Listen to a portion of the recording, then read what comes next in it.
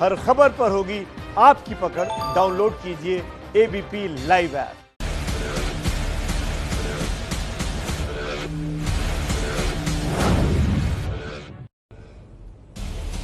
नमस्कार, आप देख रहे हैं एबीपी न्यूज। आपके साथ हूं मैं रोबिका लियाकत। आप सभी का बहुत बहुत स्वागत है हुंकार में। बिहार में नीतीश को सत्ता से बेदखल करने का महागठबंधन का जो सपना है वो तो टूट गया, और अब जब हार के कारण तलाशे जा रहे हैं तो कांग्रेस सबसे ज्यादा निशाना साध रही है असद ओवैसी पर, उनकी पार्टी एआईएमआईएम पर। एक बार फिर से ओवैसी की पार्टी को बीजेपी की बी टीम बताया जा रहा है। सीमांचल की 5 सीटों को जीतने के बाद ओवैसी ने बिहार में धमाकेदार मौजूदगी जता दी है। ध्यान रखिए, जिन सीटों पर ओवैसी ने जीत हासिल की है वो बंगाल से लगते हुए इलाके हैं, और अगला चुनाव कहां है? पश्चिम बंगाल में। ओवैसी भी बंगाल में उतरने का ऐलान कर चुके हैं।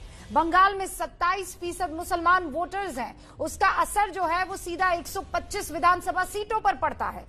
यानी अगर ओवैसी बिहार में महागठबंधन के लिए खतरा बने तो बंगाल में ममता के लिए भी कम खतरा वो साबित नहीं होंगे। लेकिन ओवैसी की जीत के कुछ सवाल किसी के भी जहन में आ सकते हैं और सवाल भी खड़े किए जा सकते हैं। सवाल ये कि क्या मुसलमानों को एक नई पार्टी मिल गई है? क्या ओवैसी को अपना समझकर मुसलमान वोट अब देने लगे हैं? और अगर तस्लीमा नसरीन के शब्दों में कहें, क्योंकि आज उन्होंने ट्वीट किया है, तो एआईएमआईएम नई मुस्लिम लीग बन गई है। आज हुंकार में बहस इन्हीं सवालों पर, लेकिन पहले आप इस रिपोर्ट को देखिए और पूरे मुद्दे को आज के समझिए।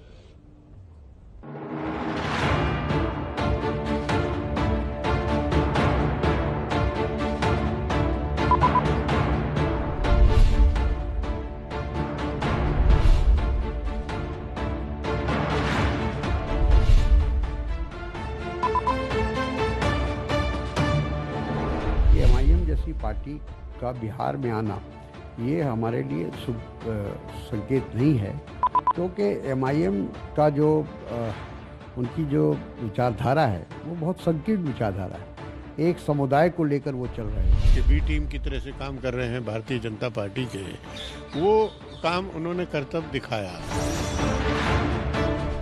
बी टीम, सी टीम, वोट कटवा, पैसे लेते हैं, फुला करते हैं कि भाई साहब बस करिए, आप नहीं जिंदा रखें सेकुलरिज्म को। आप खाली टीवी स्टूडियो में बैठकर ज्ञान देते हैं और ओवैसी को गाली दे दो। ओवैसी को मुसलमानों का एक बड़ा तबका वोट दे रहा है। मानते हैं कि हम लोगों ने उनको हल्केपन से लिया है, एक तरह से अलर्ट हो जाते तो शायद ये नौबत नहीं आती। हो सकता है लोग भटक गए हों, जज्बात में आ गए, भावना में आ गए। अरे मैं लड़ूंगा भाई, बंगाल लड़ूंगा, यूपी लड़ूंगा, भारत का हर इलेक्शन लड़ूंगा। और हमारे साथ इस मसले पर बहस करने के लिए संबित पात्रा, डॉक्टर पात्रा प्रवक्ता हैं बीजेपी के, जुड़ चुके हैं। अभय दुबे जी हमारे साथ जुड़ चुके हैं, कांग्रेस के प्रवक्ता हैं। डॉक्टर सुनील सिंह नेता हैं जेडीयू के, अब से कुछ ही देर में हमारे साथ जुड़ेंगे, इनफैक्ट जुड़ चुके हैं। सैयद असीम वकार साहब का मैं इंतजार कर रही हूँ, प्रवक्ता हैं एआईएमआईएम के, वो भी हमारे साथ जुड़ेंगे। सोमनाथ सिंह रॉय टीएमसी के समर्थक हैं, वो हमारे साथ जुड़ चुके हैं। आप सभी का बहुत बहुत स्वागत है। अभय जी, आपसे ना हो पाया, आपने झूठे दिलासे, झूठे वादे, झूठे हितैषी बनकर पूरी कोशिश की कि कौम को हमेशा वोट बैंक की तरह इस्तेमाल करें। आज जब उस वोट बैंक को आप इस्तेमाल नहीं कर पा रहे हैं, उस वोट बैंक का भरोसा कोई और जीत लेता है, तो आपको चिढ़ मचने लगी। अरे भाई, ये तो सबसे बढ़िया उदाहरण हुआ ना असहिष्णुता का। जो मुसलमान आपका नहीं वो संघी हो गया। देखिए, भारतीय जनता पार्टी ने देश के विश्वास में विष का वास बोल दिया है। रूबिका जी, आप एक बात को गंभीरता से समझिए।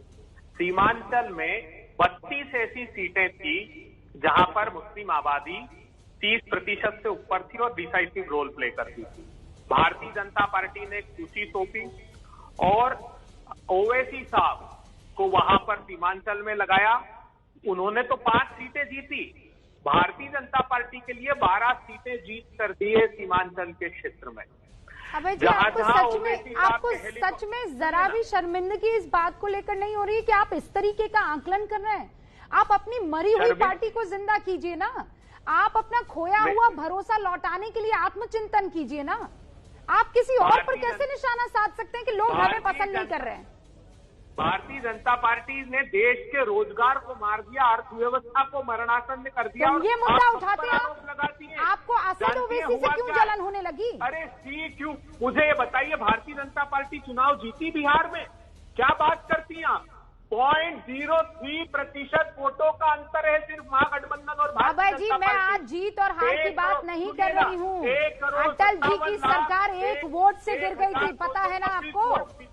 गठबंधन को आपको पता है ना, अटल जी की सरकार 1 वोट से गिर गई थी। तो ये 0.3%, 0.5% नहीं, हारे तो हारे, बात खत्म। दोनों अब हम हारे तो क्योंकि असद ओवैसी है इसलिए हार गए, हम हारे तो मुसलमानों ने हमें वोट नहीं दिया इसलिए हार गए। नहीं, हार का बहाना ओवैसी पर निशाना। अरे आत्मचिंतन कीजिए ना। दोनों चाचाओं ने सरकार चुराई है बिहार की, जानती हैं आप?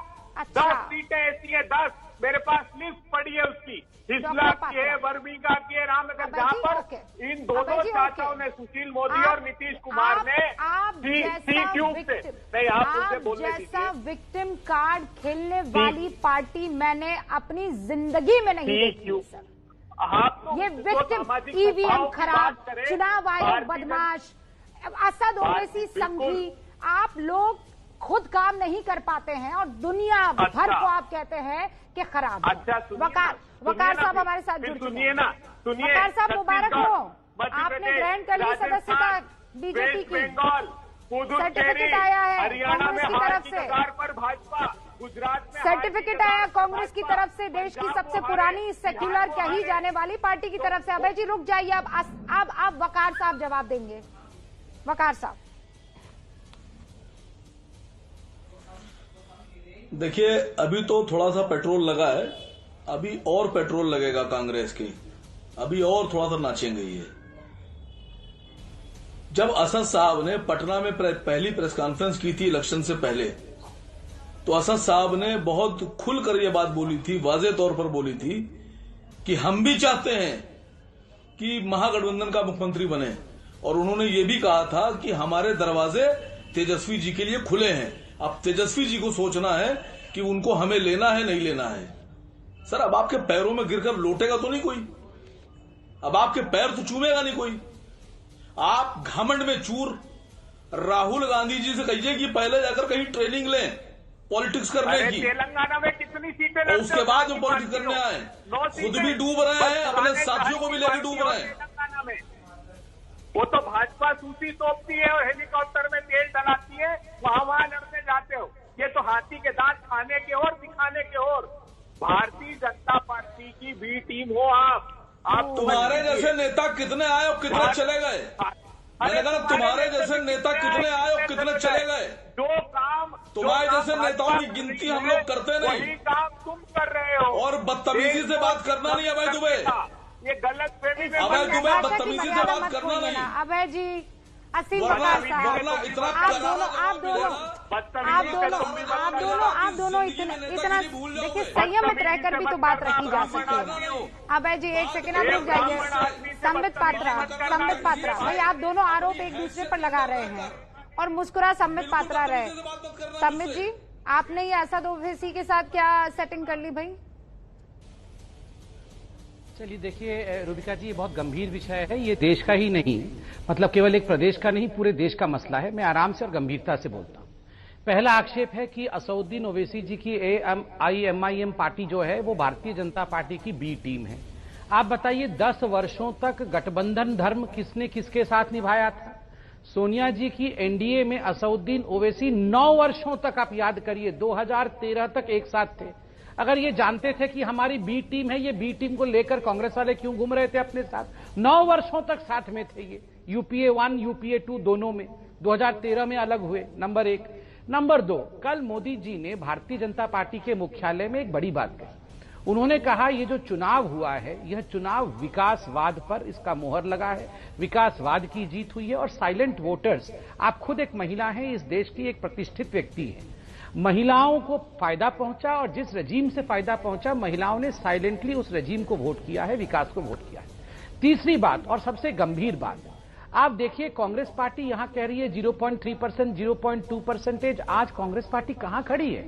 आज कांग्रेस पार्टी जिसको स्पर्श कर देती है वो पार्टी समाप्त हो जाती है। और मुझे आश्चर्य लग रहा है, ये कांग्रेस पार्टी और MIM दोनों लड़ रहे हैं आपस में। मैं कंप्लीट कर लूं 10 सेकंड में। और आज तुष्टीकरण और कट्टरपंथ एक साथ खड़ा नहीं है।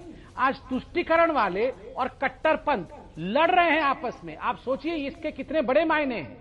ये तुष्टीकरण की राजनीति करती थी, तुष्टीकरण की TMC राजनीति करती है, तुष्टीकरण की राजनीति कांग्रेस करती थी। असद ओवैसी कट्टरपंथ पार्टी है और दूसरी तुष्टीकरण वाली पार्टी है। अभय जी जवाब देना चाहते हैं? बिल्कुल। तो तुष्टीकरण वाली पार्टी जवाब दे और उसके बाद कट्टरपंथ आप जिसे कह रहे हैं वो भी जवाब दे देंगे। अभय जी, फिर उसके बाद सुनील जी आपका रुख और सिंगर रॉय साहब। दोनों कट्टरपंथी एक साथ हुए, ये C-क्यूब से चुनाव जीते हैं। एक तो चिराग पासवान, एक चुनाव आयोग में बैठे राहुल गांधी, इनको जरा देखो। एक LJP के लाल को 3 मिनट 13 में है और गाली देते फिर रहे हैं पूरे ब्रह्मांड को। अरे मेरे दोस्त, पूरे बिहार में मोदी जी ने नीतीश बाबू का चलिए एक सेकंड का कार्यक्रम रोकिए। मैं इनको अरे बुके लाओ, मैं इनको बधाई देता हूँ। छोड़ो भाई, छोड़ो ये लड़ाई करके कोई फायदा नहीं। अरे जरा बुके लाना, बुके दो, बुके ये बुके दो, ये बुके देना कैमरामैन भाई, ये बुके देना जरा बुके लाओ। मैं कांग्रेस पार्टी को बधाई, बुके ये आपको बधाई हो, आप मुख्यमंत्री बने हैं। कांग्रेस पार्टी को बधाई हो, कांग्रेस पार्टी मुख्यमंत्री बनी है। भाई मेरे लड़िए मत, आपको 70% वोट प्रतिशत मिला है। आप नाराज मत होइए, ये चिल्लाना बंद करिए। आप ही मुख्यमंत्री हैं। ये बुके लीजिए, बुके। अरे क्या भाई मेरे, बुके लो, आप लड़ो मत। अरे रूबिका जी, ये बुके लेने बोलिए, काहे लड़ रहे हैं? ये आप ही मुख्यमंत्री हैं भाई, हम सब हार गए हैं। छोड़ो हम सब हार गए हैं। अरे बुके लीजिए। अरे बुके लीजिए। अरे बुके लीजिए। जाके अध्यक्ष बैठा है जैसलमेर में, यहाँ पर अध्यक्ष बैठा है जैसलमेर में। वो डेजर्ट वाला कौन सा मोटरसाइकिल लेके कि डेजर्ट में डेजर्ट सफारी करेगा, और यहाँ पर 100 टन का पत्थर रख के अपने अध्यक्ष को बचाने आए हैं और ऐसे चिल्ला रहे हैं जैसे यही चीफ मिनिस्टर है। अभय जी, आप फिर वही बात कर रहे हैं। मुझे ये बताइए कि आपकी पार्टी में क्या खोट रह गई कि कट्टरपंथ का रास्ता बकौल आपके और बकौल संबित पात्रा कट्टरपंथी पार्टी को आज का मुसलमान वोट कर रहा है। आप लोग वो भरोसा क्यों नहीं जीत पाए? वो भरोसा? मुझे ये बताइए। आज बैठकर बोल रहे हैं कि क्यों संबित पात्रा जो है वो दोस्त बन गए असद ओवैसी के। असद ओवैसी को बोल रहे हैं क्यों तुम लड़ लिए वहां पर। तो आप क्या चाहते हैं? सब आपके आगे नतमस्तक हो जाएं कि नहीं राहुल जी बने प्रधानमंत्री और उसके लिए चलिए हम सब काम करते हैं, हम सब मिलकर काम करते हैं। आप ये चाहते हैं? देखिए, ओवैसी जी और मोदी जी गठबंधन में है, ये बात जब जाहिर होनी चाहिए। 2 ही नेता थे देश में से। 9 साल तक कौन गठबंधन में था, मुझे ये बताइए अभय जी। असद ओवैसी तब कॉन्स्टिट्यूशन में यकीन रखने वाले आदमी थे, और आज जब आपके खिलाफ चुनाव लड़ लिया तो वो आदमी कट्टरपंथ हो गया। क्यों आपने गोल पोस्ट बदला अपना?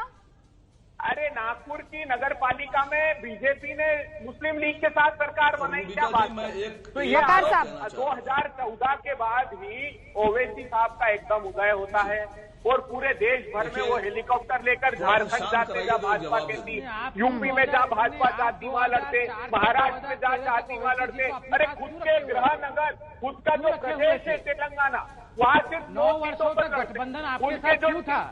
जवाब दीजिए ना वकार साहब। ऐसी तो क्या डील आपकी हुई है पीछे रास्ते से कि तेलंगाना जो आपका अपना इलाका है वहां पर 2 सीटों पर लड़ते हैं, और बाकी दुनिया जहान में यहाँ से भी लड़ लूं, वहां से भी लड़ लूं, इतनी सीटें यहाँ ले लूं, उतनी सीटें वहां ले लूं। अरे अपना घर तो संभालिए ना पहले वकार साहब। TRS CAA और NRC का समर्थन करती है, उसके साथ चुपचाप बैठो भाई, तुम बोलते चले जा रहे हो। अभय जी रुक जाइए ना, रुकिए, आप सुनिए जवाब सुनिए। देखिए, बिहार में हम 18 सीट लड़े, 18 में से हम 5 जीते, लेकिन हम जहां पे हारे वहां ऊपर सिर्फ 2 सीटें ऐसी थी जो बीजेपी जीती, लेकिन कांग्रेस 70 सीट पे लड़ी और कांग्रेस सिर्फ 19 जीती, और कांग्रेस 51 सीट पर हारी और जहां 51 सीट पर हारी वहां सब पे बीजेपी जीती। अब आप बताइए बड़ा बीजेपी का एजेंट कौन? हम जहां हार रहे हैं वहां के ऊपर तो आरजेडी जीत रही है, कांग्रेस जीत रही है हमारे हारने से, लेकिन कांग्रेस के हारने से 51 सीट पर बीजेपी जीत रही है। तो बड़े एजेंट तो आप हुए ना, आप 51 सीट पे बीजेपी को जिता रहे हैं, तो बड़े एजेंट तो आप हुए, बीजेपी के दलाल तो आप हुए। आज कांग्रेस आज बीजेपी जो सत्ता में बैठी है, ये कांग्रेस का नतीजा है, ये कांग्रेस की देन है जो आज बीजेपी सत्ता में बैठी है। चुनावों में कोई पार्टी कुछ नहीं रही, सब बीजेपी के इर्द गिर्द। बीजेपी को आप लोगों ने इतना बड़ा कर दिया है कि वो आपकी पार्टी का होना भी बीजेपी की वजह से, ना होना भी बीजेपी की वजह से, आपका जीतना भी बीजेपी की वजह से, आपका हारना भी बीजेपी की वजह से। अरे भाई, आप तो सबके सब बीजेपी युक्त और मुक्त और जो कहा जा सकता है वो हो चुके हैं।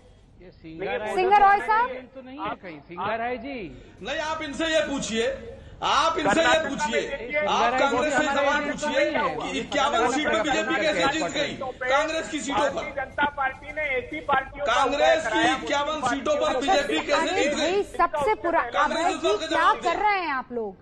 सबसे पुरानी पार्टी आप, सबसे ज्यादा राज करने वाली पार्टी आप, जगह जगह पुराने से पुराना आदमी कांग्रेस के संग रहा, उस पार्टी जिसके बारे में वो पूरा जानता है वो पार्टी आपकी। और आज आप कह रहे हैं हाय हम क्या करें, हम बेचारे, हम मजलूम लोग, ये बीजेपी वालों ने हमें तबाह कर दिया, ये बीजेपी वालों ने बर्बाद कर दिया। सिंगर रॉय साहब, अब ये बीजेपी वाले वहां पश्चिम बंगाल भी आ रहे हैं, आप कांग्रेस बनना पसंद करेंगे कि AIMIM? परिणामों की बात तो वहाँ भी ओवैसी चुनाव लड़ने वाले हैं। अबे जी बस एक सेकंड, सोमनाथ सिंह रॉय। नहीं, दुबे जी को थोड़ा स्टॉप करना है। नहीं, मैं तो खुश हूंगा अगर मीम बंगाल में आएगा तो मैं खुश हूंगा। क्यों?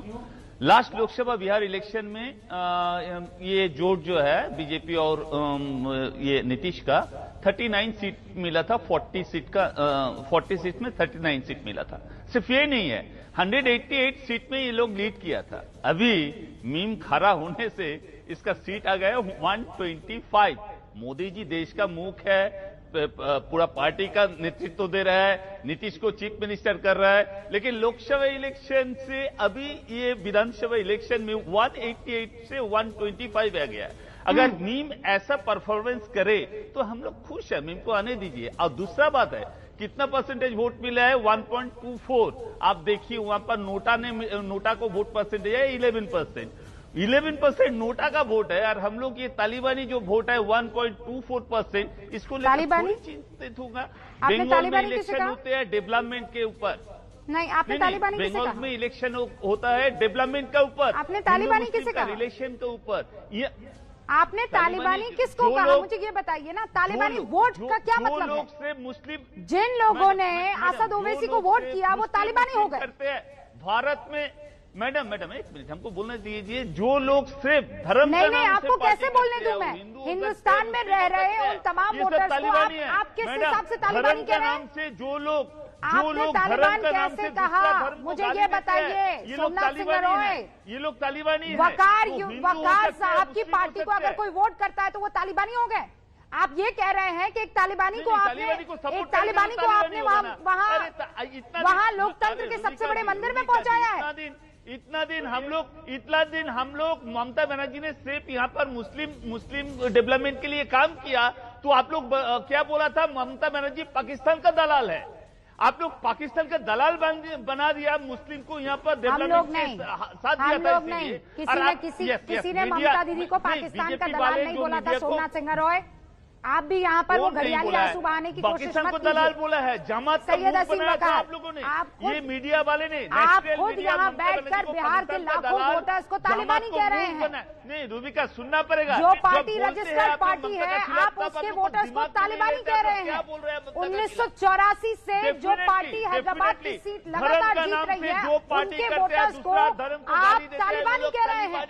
औरंगाबाद सीट आप लोगों के हाथों से छीन चुके, उन लोगों को आप तालिबानी कह रहे हैं। ये मैच नहीं करते। और अगर ये काम अभी बीजेपी ने किया होता, अगर ये काम बीजेपी ने किया होता तो आप लोग सब आज बड़ा रोना रो रहे होते। संबित पात्रा, देखा आपने, कोई किसी को भी तालिबानी कह सकता है। अभी मुसलमान वोटर्स अगर वोट कर चुके हैं असद ओवैसी को तो वो तालिबानी हो गए, और ये ममता दीदी के समर्थक बैठे हुए हैं जो बोल रहे हैं। अगर आप बोलते ना तो तूफान आ जाता। रूबिका जी, अगर थोड़ा सा मुझे मौका दीजिए, क्योंकि बीच में अभय जी बोलना शुरू कर देते हैं और हम अपने विषय को रखते हैं। और अगर ममता बनर्जी के प्लीज मैं बाकी एक एक करके लोग वरना समझ नहीं पाएंगे। संबित पात्रा कहा है, आप सब ना बोलने लगे, एक एक करके हम खींचेंगे नहीं एक दूसरे के ऊपर। तालिबानी क्यों कहा सोमनाथ सिंह रॉय, मुझे इसका जवाब दीजिएगा। पश्चिम बंगाल में क्या असदुद्दीन ओवैसी के चुनाव लड़ने से किसी को दिक्कत हो सकती है? तो सोमनाथ सिंह रॉय ने कहा कि क्यों नहीं, वो तालिबानी वोट है जो असद ओवैसी को वहां बिहार में पड़े हैं, और यहां आएंगे तो हमें कुछ ज्यादा फर्क नहीं पड़ेगा। डॉक्टर पात्रा, आप शुरुआत कीजिए और उसके बाद एक एक करके बाकी। सुनील जी, माफी चाहती हूँ, मैं शुरुआत में आपके पास नहीं आ पाई और उसके बाद मैं आपका रुख करूंगी। डॉक्टर पात्रा। देखिए, मैं आपसे कहना चाहूंगा रूबिका जी, ये जो डिबेट हो रहा है इसका बहुत दूरगामी परिणाम है, इसको बहुत सीरियसली लेने की आवश्यकता है। अभी सोमनाथ सिंह राय जी, टीएमसी के समर्थक, ने कहा कि तालिबानी लोगों ने एमआईएम मीम को वोट किया है। देखिए, यही वोट अगर आपके झोली में जाती तब तक सब कुछ ठीक था। तब तक राहुल गांधी जी बंद कमरे में कह रहे थे हाँ हम मुसलमानों की पार्टी। जब यही लोग आपकी पार्टी को वोट करते थे तो 25 हमारा, हम 25 देखिए, मैं ये लड़ना नहीं चाहता हूँ। नहीं रूबिका जी, आप इनकी आवाज को कम करिए, इस प्रकार से डिबेट नहीं हो सकता है। नहीं रूबिका जी, मैं किसी के बीच में नहीं बोलूं और सब लोग बीच में बोले, ऐसे डिबेट में मैं भाग लेना पसंद नहीं करूंगा, बिल्कुल नहीं करूंगा।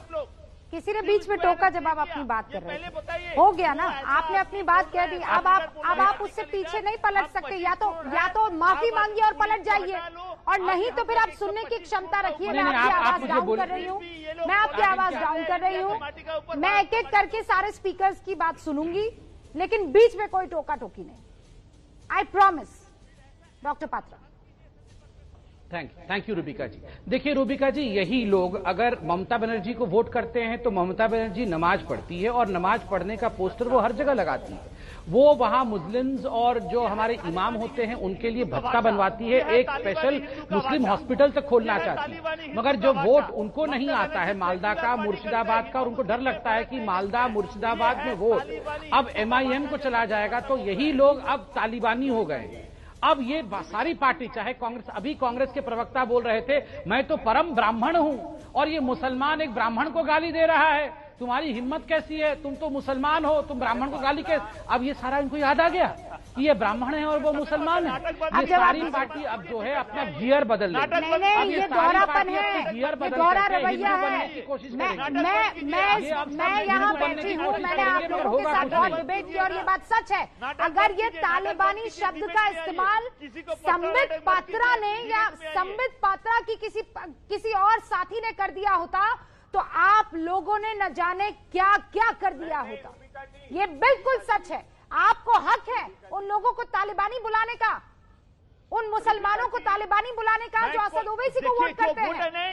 और यही काम अगर बीजेपी कर दे तो आप कहते हैं देखो बेचारे मुसलमानों को कैसे पकड़ के ये लोग द्वितीय दर्जे का बनाने की कोशिश कर रहे हैं। आप भाई दुबे, ये बात हंसने की नहीं है, ये बात हंसने की नहीं है।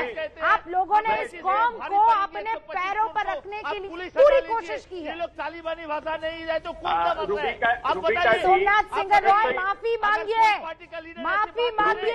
और नाटक करना बंद कर दीजिए। आपके टोपी पहन लेने से, दरगाह पर चादर चढ़ा लेने से आपके मन में छुपा पाप नहीं धुल जाएगा।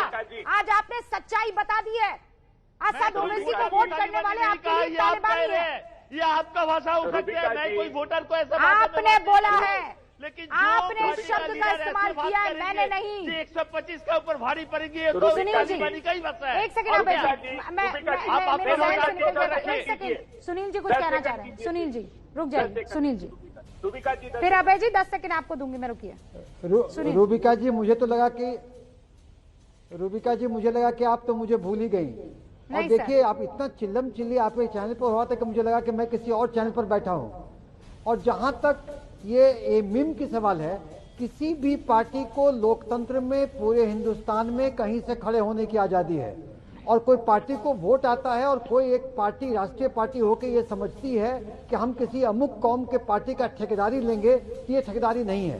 सीमांचल में अगर एनडीए का परफॉर्मेंस हुआ है तो किसी पार्टी के वोट कटवा होने से नहीं हुआ है।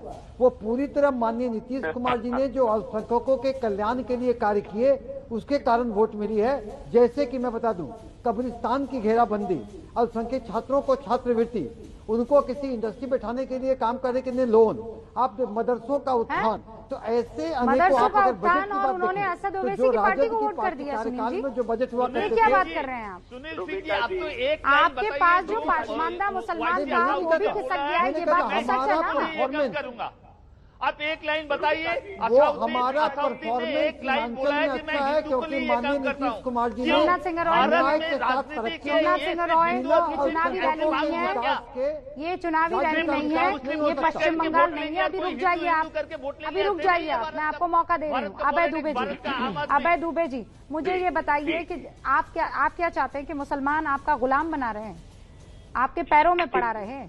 और अगर वो नहीं होगा ऐसा, वो आपके बंधन से टूट जाएगा, छूट जाएगा, तो आपके साथी लोग तालिबानी बुलाएंगे?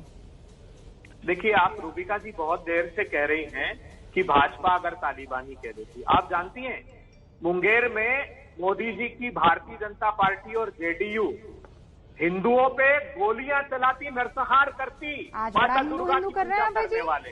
आज तो एक बार आपके मुंह से मुसलमान नहीं निकला, सुनिए ना, क्यों दूरी बना ली आपने मुसलमानों से? आप क्या भारतीय जनता बीजेपी तो फख्र के साथ कहती है, वो तो फख्र के साथ कहती है, जब दर्द उन्हें फख्र है, उन्हें फख्र है हिंदुत्व की बात करने पर।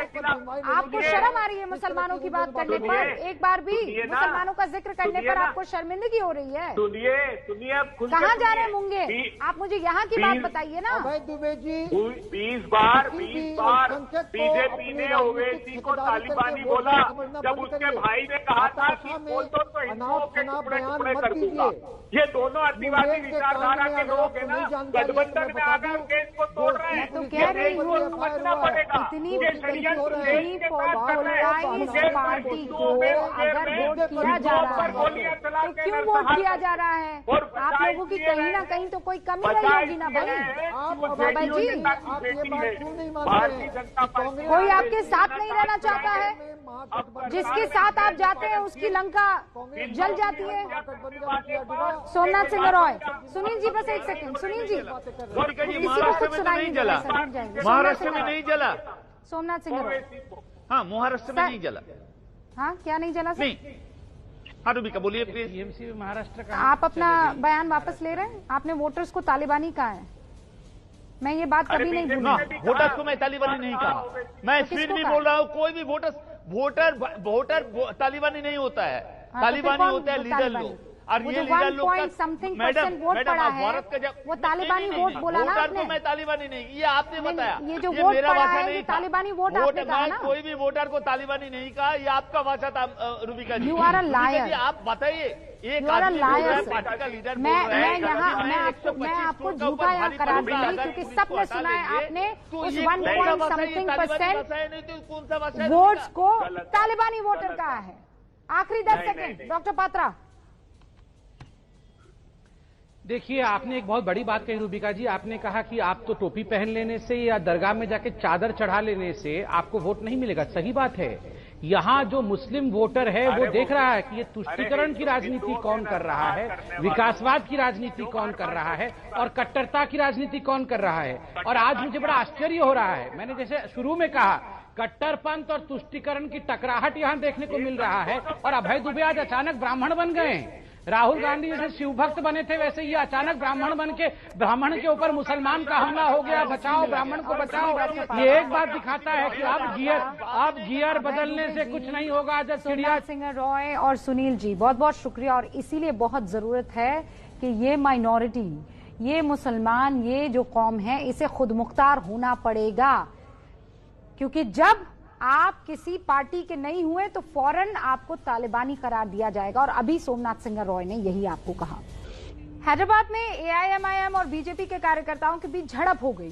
बाढ़ राहत के सामान को बांटने को लेकर दोनों पार्टियों के कार्यकर्ता आपस में भिड़ गए और ये झड़प जो है बताया जा रहा है लाल दरवाजा इलाके में हुई है।